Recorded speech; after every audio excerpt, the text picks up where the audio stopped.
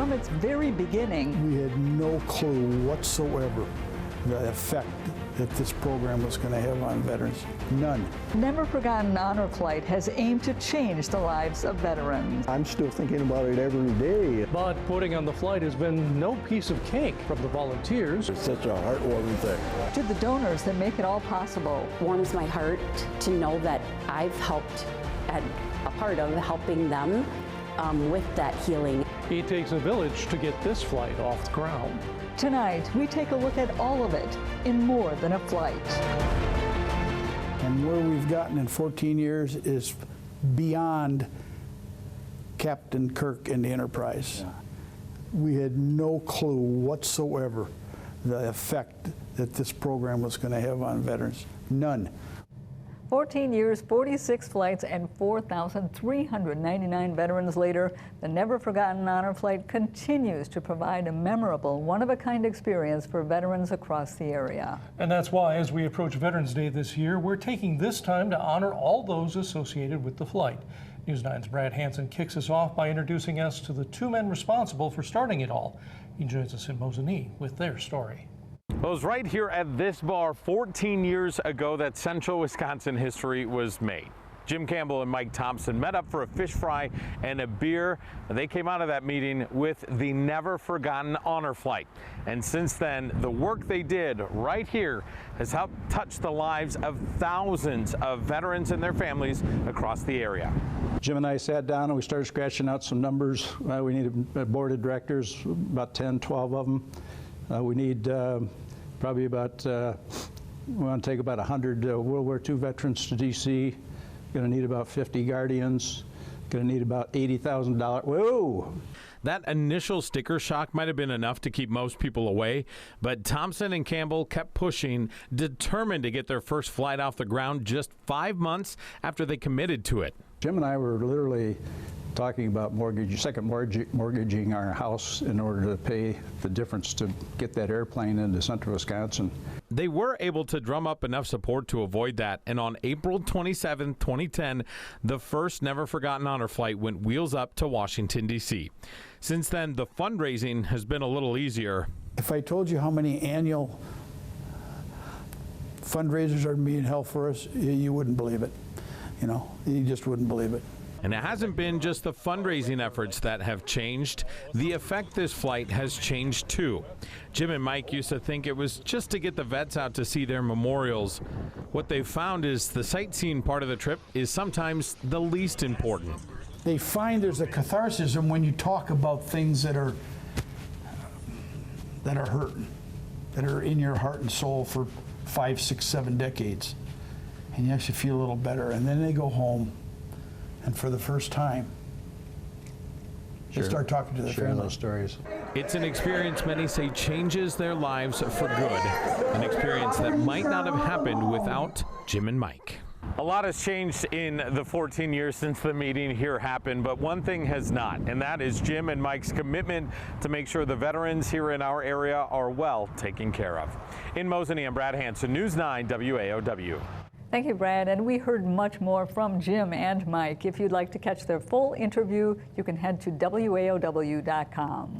Now, the Never Forgotten Honor Flight wouldn't be nearly as successful if not for the many people who donate to it. To date, over 5,100 people have donated to those flights, but only 4 have earned the title of Medal of Honor sponsors, which means they've donated more than $250,000. Can you imagine? One of those sponsors is Joanne Drager. She's the brains behind the Never Forgotten Honor Flight golf outing, which just celebrated its 14th year. It's a draining yet rewarding experience each and every outing. Hearing the stories of the veterans that have gone and how they've healed because they've gone on the flight just warms my heart to know that I've helped and a part of helping them with that healing and being able to close that chapter. Drager doesn't know exactly how much money she's raised, but this past year's outing raised more than $90,000. Incredible. Well, those who have been on the honor flight agree it is a long and emotional day, and for many, those emotions are the greatest when they get back home. News 9's Isaac Dienesen has a closer look at what it means for veterans to get that proper welcome home. Here at Central Wisconsin Airport, it's not just where the honor flight experience starts, it's also where it ends. And for multiple veterans I spoke with, there's just something about seeing this whole space here light up with cheers that makes the whole thing worth it. Just listen. This is the sound of a community that cares about its veterans. But it's not a sound many Vietnam veterans heard when they originally returned from war. I was spit on, I was sworn at, everything imaginable. A lot of us were spit on, you know, when we came back. They say that was just because they merely served in the military. We didn't start that war, we were sent there and did what we were supposed to do, you know. So for those that go on the never forgotten honor flight, those negative feelings surrounding their service often become flipped. When people would finally say, thanks for your service, and my mind was always, where the hell were you 50 years ago when I really needed you? And I was coming back out of combat, wounded in a body cast. We got off the plane in Reagan Airport. It brought tears to my eyes, people cheering about me. But once you get off that second flight, he says something inside you goes away. It was like there was a nasty black hole in your soul, and this just automatically just squeezed it to death, and it was gone. And I've never had that feeling since then. When you see little kids when you get off the plane, either in Washington, D.C. or here in Mosinee, and little kids are saluting you, how great is that, right? And not only is it often a touching feeling in the moment, it sticks with you. I'm still thinking about it every day, and some days it really brings a tear to my eye. I'm not ashamed to admit that. That's what helps keep these honor flights going, sharing stories, earning closure, and creating memories. Now this greeting is just wonderful. They love you, they appreciate you, and you love them back, and it's taking care of this one black mark. And that's what the honor flight does. Reporting for News 9, I'm Isaac Dienison. It is an incredible experience, and the work to get 100 or more veterans to and from D.C.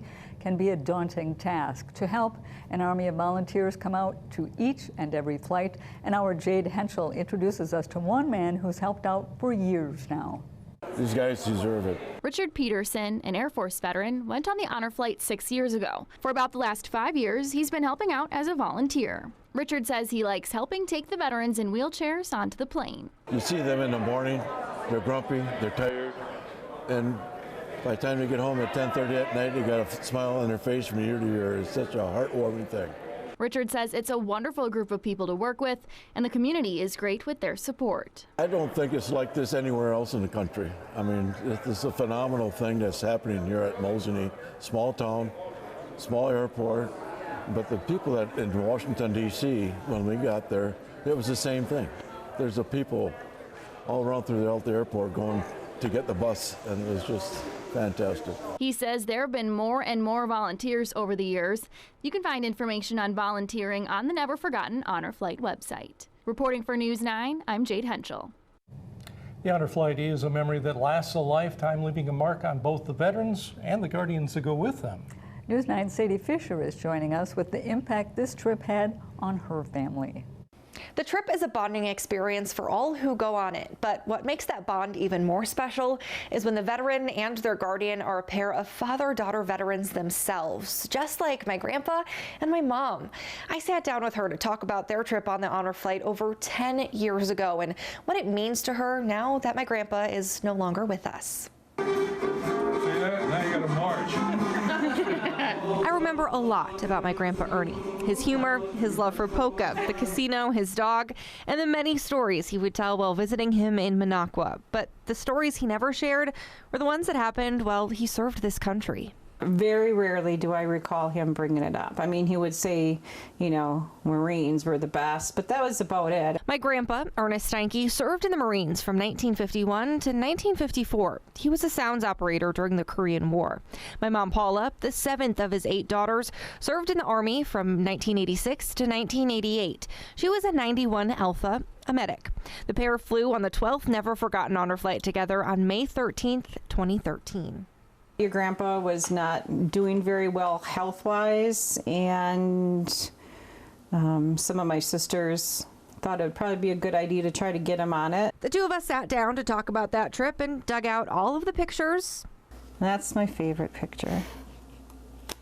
And memories from that day. He was very proud at that moment. Proud man. One monument from the trip stood out to my mom the most. Vietnam War wall.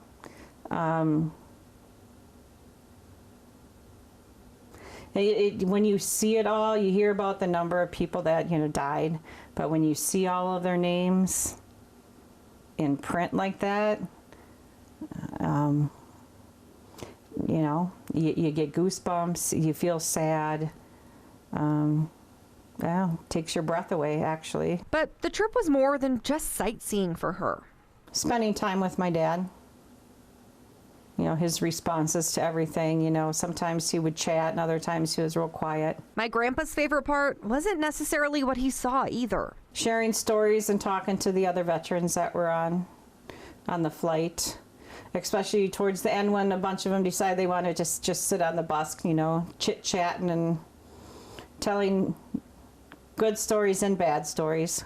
The honor flight is described as a healing experience for many veterans, my grandpa included. I think everyone wants to hear from a veteran and their experience, and I think they think people don't want to hear about it. I try to encourage them to go for the healing process, I think, and then just to, hear stories from other people, so they know it is a shared experience. Like, yeah, I was feeling this way or this happened.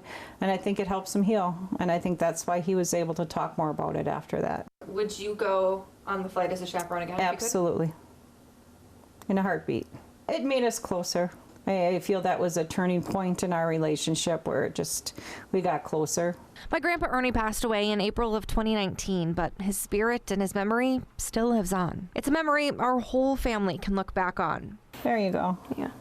And I'm forever grateful for both of their service. Semper Fi. Sadie Fisher, News 9, WAOW. Amazing story. Well, the honor flight is a trip of a lifetime, and an area brewery wants to help as many veterans take part as they can. We'll give you a look at what they're doing. Plus, I'm just really looking forward to see his smile. A long-awaited welcome home, bringing hope and healing to veterans, what their loved ones want them to know after this break. Welcome back. While the veterans are off in D.C. for the day, their families and loved ones are waiting to welcome them home. They say this type of homecoming, well, it is one that they were not offered years ago. News 9's Sabrina Lee sharing their stories. Waiting. It's a feeling Annette Bowman knows all too well, but this time she's waiting with anticipation. I'm super, super excited for her. Just super excited, and I reached out to so many people, and from what I understand is she's getting the most mail tonight.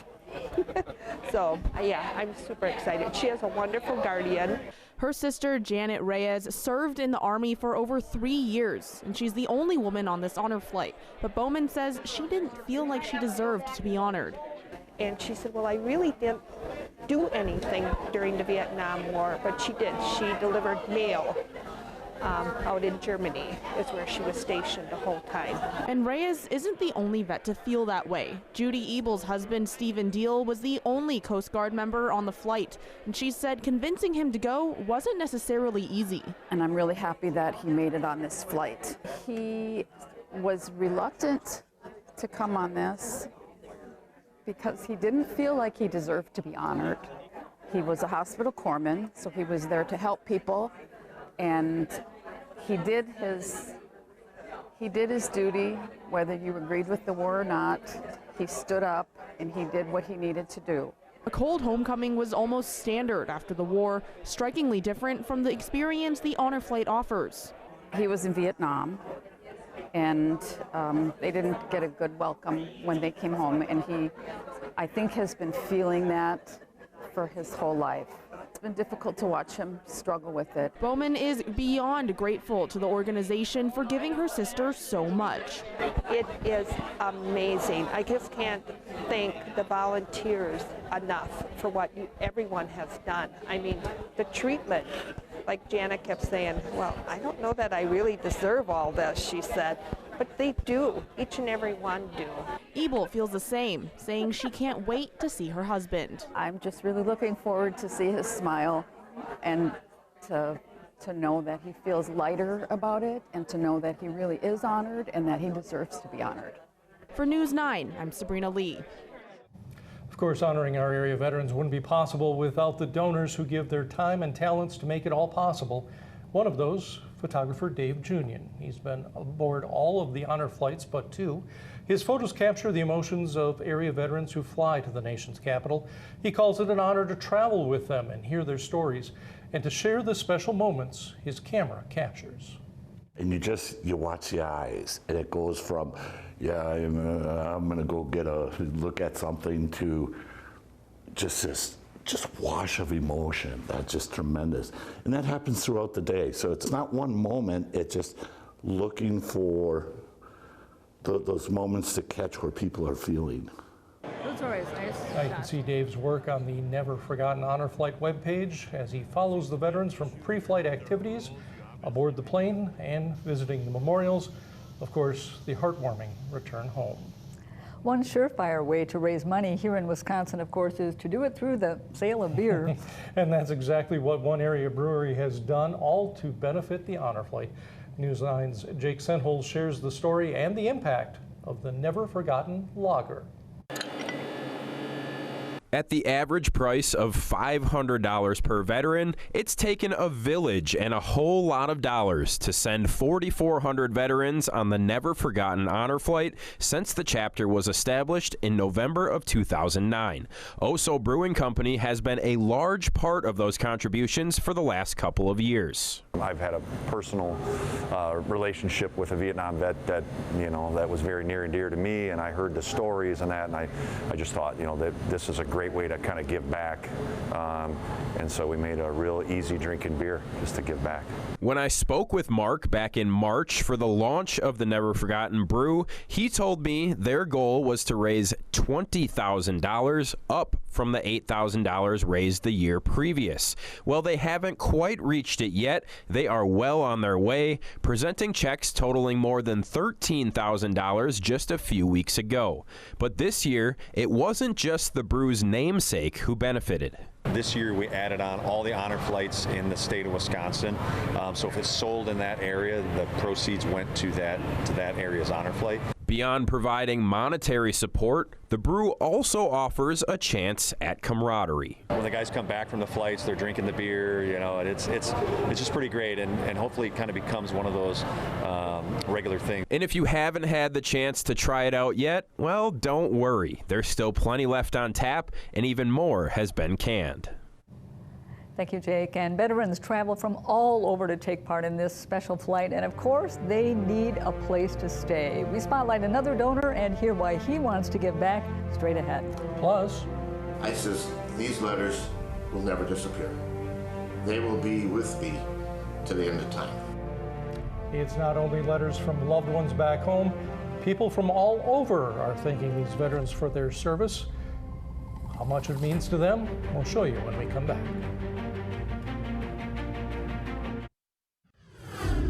Welcome back. The Never Forgotten Honor Flight serves 19 area counties, which means travel for many of the vets before they take the trip. Luckily, a partnership between the Honor Flight and a local hotel group means that they have somewhere to stay. Chuck Gadorsey of Gadorsey Company has found a way to help out with the rooming situation for the veterans. By donating hotel rooms, Gadorsey is able to give back and show how important the Honor Flight is to him and how much he wants to honor our veterans. Kind of makes for a nice warm welcome to the community. It kind of sets up, the point of their cooperation in terms of getting everything together, and it's just nice being able to give back to these vets. We did spotlight a couple more sponsors that we couldn't fit into this show, but we do have their stories on our website. You can catch those at waow.com. Well, after a long day in Washington, D.C., you might think the flight home for our Honor Flight veterans is a quiet one filled with snoozing vets. But one special event, Mail Call, ensures that they have plenty to do. News 9's Nick Robinson has one veteran's story and what it means to him to hear from those in the country he served. In an age of text messages and emails, writing someone a letter has become a less popular pastime. But for the men and women who served their country, a simple thank you letter carries as much weight now as it did back then. It says, Mr. D, and we're good friends. Hope you're enjoying your honor flight. I think it is a tremendous honor to do this for our veterans.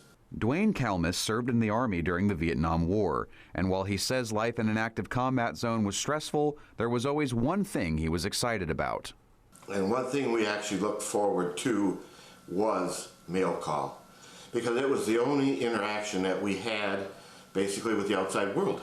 He says he received several letters from friends and family while he was overseas, and after he returned to the States and raised a family in central Wisconsin, he went on a different kind of mission, flying to the nation's capital with his fellow vets. And this time, mail call was a lot bigger than he expected.